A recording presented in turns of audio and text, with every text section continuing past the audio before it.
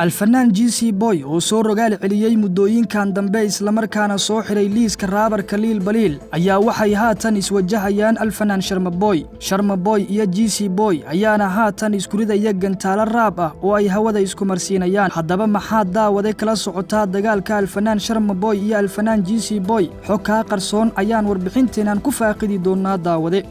intaanan u gudagelin warbixinteenan daawade muuqaalka like sar una shargalay saaxiibadaada ku mahadsanid daawade waxa soo ifbaxay daawadayaal dagaal xagga raabka ah oo u dhaxeeya alfanaan Sharma Boy iyo alfanaan Jesse Boy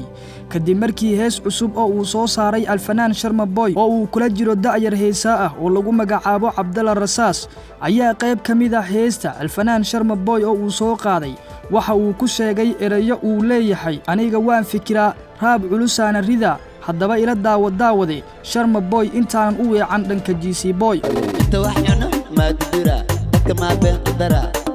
awa xashada madigira ma ku jira ma yasxab ana waa fikira raab culusaarida ragal bintooda wala qira hadalka soo xira geesta kale raabarka weyn ee alfanaan Jesse Boy ayaa soo saaray durbadiiba hees coming soon ah ama hordhac ah oo uu soo galiyay YouTube ka Shaata Production waxaana uu yiri waa balan inaan ka tumasaar noloshaada oo dhanna ku soo qabta faar raabkana kaaga dhigo dabsaar qaybta dambe ee muuqaalkan yarka ah ayuu galiyay erayo ah hataaban meega waad guban anigu ma bilaabin hadda raab inaan ka waalo waa balan oo la micno ah raabka waan kaaga horeeyay waadna la socotaa balan inaan ka tumasaar noloshaada dhan ku soo qabta faar raabkaaga dhigo dabsaar runtii anima ciyaaro qamaar waryaa sarqaan Jesse baby waxa quda waa xalaal sheekadaada waa falaal waryaa fataal jaan iga sheeko marqaan hadii kale waxaan ka dhiga dhandhan nigga أتيدك بطالة بين أما بيسي فنسكيغا كولا هلا يانا لين وحن كجرنا فرحة دي رين حتى بميكا واقوبا أني ما بلابن هاد الراب إنك أولا وابلن